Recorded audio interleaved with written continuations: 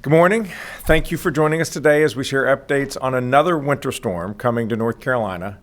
Groundhog Day is just around the corner, and it's starting to feel a bit like Groundhog Week here in North Carolina since we were just up here last Wednesday.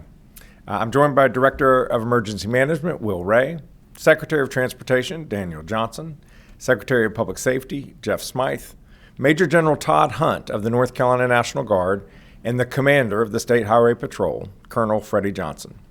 Jackie Matevier and Yasmin Polizzi are our Spanish language interpreters. Our American Sign Language interpreter is Mark Lindberg, and the other is Stephen Holland. If you were disappointed by how few snowflakes fell this past weekend, I have some good news for you. And if you're tired of winter weather, some bad news. This is going to be with us a little bit longer. Starting overnight and continuing through Sunday morning, we expect snowfall across most of the state. However, we don't anticipate ice storms that created the risk of widespread power outages last weekend. But still, we must be prepared. The snow is going to come with strong winds and bitterly cold temperatures. In many places, we don't expect to get above freezing until early next week. So whatever snow falls on Saturday is going to stick around for a while.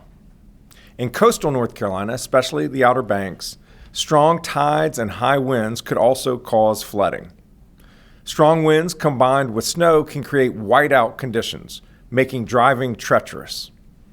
We are prepared to respond to whatever the storm may bring. Yesterday, I declared a state of emergency across North Carolina. This will help us qualify for any federal assistance we may need. We've activated the State Emergency Response Team, a cross-agency group that includes the Department of Transportation, Department of Public Safety, North Carolina National Guard, State Highway Patrol, and our state's utilities. NCDOT crews have been working in shifts around the clock on de-icing operations to clear the roadways from what's left from the past weekend storm and anti-icing operations to prepare for the roads for the coming weather. I had the privilege of seeing a number of these workers yesterday at the NCDOT Westgate facility, also known as Brine Mountain, to thank them in person. These folks have been working 90, 100-hour weeks to keep us safe. We all owe them and the many other public servants putting in overtime on our behalf a debt of genuine gratitude. Some of our local government partners are starting to open warming centers, so check your local government management agency's website to see what options are available near you. At this time, because of expected snow accumulation, cold temperatures, and wind gusts, our greatest concern is unsafe travel. So please take a second look at your weekend plans. Stay home and off the roads during winter weather. And if you live in coastal North Carolina, be alert for flooding that the strong winds will likely bring. Do not drive through flood waters. For the most up-to-date roadway information, visit drivenc.gov. And no matter where you live, make sure you're tuned in to your local media, the National Weather Service, and your local emergency management agency for the latest updates and recommendations. Today is the day to get prepared.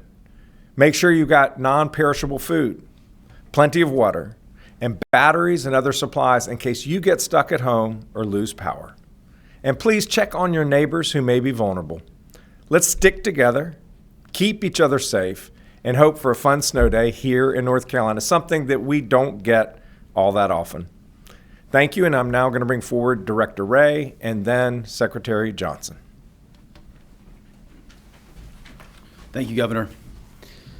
Good morning, everyone. A significant weather storm is forecast to begin this afternoon across the mountains, expanding east throughout the evening and overnight periods. Widespread snowfall is forecast with this event, and locally significant snowfall amounts are expected. In addition to snowfall, dangerously cold temperatures and strong wind gusts are forecast through the weekend. These strong wind gusts will bring below zero wind chills across the state and the possibility of coastal flooding.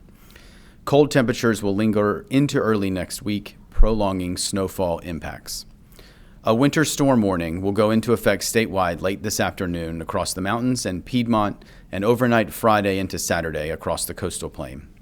Widespread snowfall amounts between 3 to 8 inches are forecast across the state, especially across the coastal plain where the greatest snowfall amounts are most likely. Significant snowfall amounts of 8 to 12 inches are likely across portions of the state, but are dependent on where the heaviest snowfall bands develop. A cold weather advisory will go into effect overnight Friday through overnight Saturday across the eastern half of the state, where near zero wind chills are forecast. An extreme cold watch will go into effect for portions of the mountains from Saturday afternoon until Sunday afternoon, in the Piedmont from Saturday evening through Sunday morning, and in the coastal plain from late Saturday night through Monday morning. Wind chills are forecast to be as low as 22 degrees below zero across the mountains, 5 to 10 degrees below zero for the Piedmont, and 5 degrees below zero for the coastal plain. A high wind warning and wind advisory will be in effect Saturday afternoon and evening across much of the coast. Wind gusts within the high wind warning area are forecast to be up to 55 to 70 miles per hour, and wind gusts within the wind advisory area are forecast to be up to 45 miles per hour. All North Carolinians should be finalizing plans now and should be prepared to stay home and off the roadways starting tonight through early next week. If you need information to assist in your preparation, please visit readync.gov. The State Emergency Response Team, including all interagency partners, private sector, nonprofit, and volunteer agencies, remain activated. There are 4 local states of emergencies and 21 local emergency operations centers activated or in monitoring status. We continue to support commodity distribution, and as of this morning, the State Emergency Response Team has distributed approximately 550 blankets to assist communities with shelter and warming center operations should they be required. This is in addition to the approximately 1,700 cots and blankets and 127 pallets of meals ready to eat, or MREs, and drinking water that were shipped last weekend to supplement local supply. Many communities across the state are opening or staging for shelter locations or warming stations. For the most up-to-date information on those resources available in your community, please visit your local government and local emergency management agency's website and social media accounts. The North Carolina National Guard, the entirety of the North Carolina State Highway Patrol, the North Carolina Forest Service, and the Office of Emergency Medical Services, among others, are all active and moving on to station today across the state to assist local communities and state partners with clearing roadways, responding to emergencies, and with transportation needs. 73 North Carolina National Guard force packages will be on station by tonight and will be assisting with clearing roadways from downed trees, helping disabled motorists, supplementing first responders, and assisting with commodity distribution. These force packages include approximately 341 soldiers and 131 vehicles. While this is not forecast to be an ice event like last weekend, posing a widespread threat to our utility partners, we remain in close coordination with our energy sector organizations who are represented here at the State Emergency Operations Center, and will be closely monitoring power outage information to quickly assist in restoring power in communities that do see outages. Communications personnel and equipment have been pre-deployed to assist with any degradation of 911 systems, radio systems, and phone systems, and as a reminder, 911 should be used for emergencies only. For general information, please call 211 or follow your local government and emergency management websites and social media accounts. Finally, as I continue to say, please check on your friends, your family members, your neighbors, or those in your community who may need additional support this weekend. We are going to see significant winter storm impacts this weekend, and we are stronger and more resilient together. Thank you, Governor, and I'll now turn it over to Secretary Johnson from NCDOT. Thank you, Governor and Director Ray. NCDOT crews have been operating in overdrive since we started preparing for last week's storm, and we're not letting our foot off the gas. Though we are still clearing areas of the state that have experienced particularly cold temperatures and hardened ice on the roads since last weekend's storm, our resources we've largely shifted our resources to preparing for the the snowstorm approaching this weekend.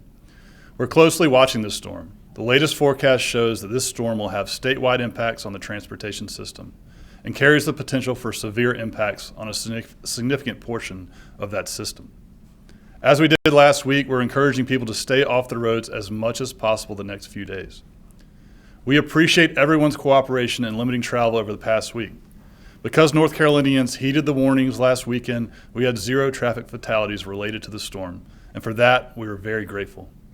By staying off the roads, you help keep yourself and your family safe and give our crews the space they need to do their important work.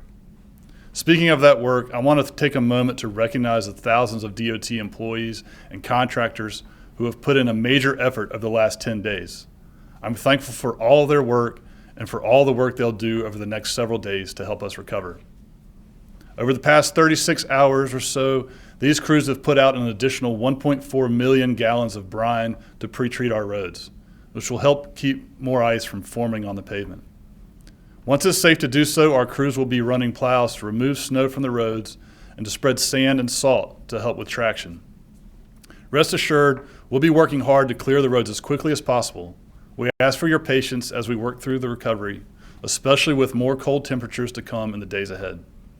As I mentioned, this storm will impact the entire state, but one area we're watching particularly closely is the Outer Banks and other areas along the coast. As Director Ray and the Governor have shared, in addition to the snow, this storm brings the potential for high winds across the state, and in particular along the coast. One thing we're watching closely is the potential for overwash, particularly in the Outer Banks. This could present dangerous and potentially impassable conditions for driving along the coast. Our crews are ready to respond and will restore the roadway as quickly as possible. And as we did last week, we're working with the State Highway Patrol to remove disabled vehicles from the roadway. This helps keep the roads and shoulders safe for our crews and others involved in emergency response in the days ahead. We'll continue working with our partners, the Highway Patrol and the National Guard, throughout the storm. Please stay informed and, if possible, stay put throughout the duration of this storm until it's deemed safe to travel. People can visit drivenc.gov to view the latest road conditions and other storm-related information. Thank you. I'll turn it back over to the Governor for any questions. Secretary, thank you so much. If there are any questions in the room, please go to the microphones on either side, and then we will go to questions online afterward.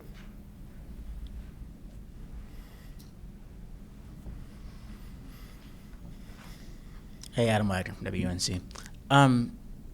One of the concerns with overwash, obviously some of the houses on the Outer Banks that are sort of teetering right now. I know that folks in Buxton, maybe Rodanthe, have been asking you for a localized state of emergency for a little while. Mm-hmm. Could this necessitate that, and sort of how could this weather make cleaning up those houses more difficult if they fall in? Yeah, the statewide emergency applies to the entirety of the state, including the Outer Banks and Buxton. Unfortunately, the declaration doesn't trigger any special assistance that's really relevant to them. What it does is enable us to move resources to help respond to emergencies. There is legislation in Congress sponsored by Congressman Murphy, which both Commissioner of Insurance Mike Causey and I have supported and have written to Congress in that support, which would enable the flood program, the National Flood Insurance Program, to actually buy out homes before they tumble into the ocean. Then it creates an environmental mess, much smarter for us to try to remove those homes that are at risk of falling into the ocean before it does so. And then yesterday you heard from workers who worked last week 99 hours, 101 hours. Do you have any estimates on the total cost of last week's storm to the state? Any kind of predictions for what this one could cost? I don't have a total cost. I don't know, Will, if you do. I think it's too early at this point. Clearly, DOT has experienced a great deal of overtime. State Highway Patrol has incurred a great deal of overtime. The National Guard incurs expenses every time it gets deployed. And so, yes, there are real costs to the state. We have an emergency fund that the General Assembly appropriates money into that we can draw down for these kinds of operations. But there is a cost, and as it becomes clear, we're happy to share it with you.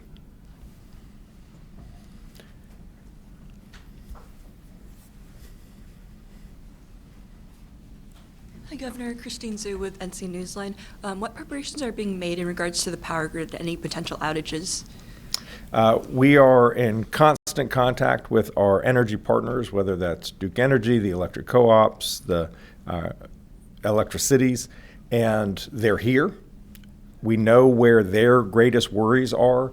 Fortunately, with this storm, that is less of a concern than last week, because last week's was an ice storm. This is a snowstorm. Ice is much heavier than snow, so it's more likely to create limb breakages or trees toppling over. It's more likely to weight the lines and break those. So With snow, we don't think there will be as many power outages. And fortunately, we didn't experience too many last year. I think the peak was maybe 25,000 loss of power at any one time. So that's not to say that there will not be power outages. If the snowfall comes in at the high end and communities experience 15 inches of snow, that's a lot of weight, and that will knock over trees and that will knock over power lines. It's just they call this a banded storm, where the snow is going to come in bands. It's not going to be uniform across an entire county. You may have one town in the county that has 12, 15 inches if it's heavy, and another may have 6 or 7 or 8. And so it will be localized. I know that our utility partners are ready to go. Thank you. All right, we'll take questions online if there are any. Please identify yourself before you ask a question. Raise your hand function and they'll see you. Felicia Summers, please ask your question. Hi, well, thank you so much again for taking our questions. Just wondering for listeners out here in the West, if there's anything in particular that folks should be aware of or any particular precautions that they should take ahead of this storm. Thank you so much. Yes, the snow intensity, it's going to be significant, but not as much as the Far East, which is a little bit upside down from what we're used to. Where we will see real issues in Far West is temperatures. The temperature is going to be bitterly cold. Wind chill maybe minus 20 degrees.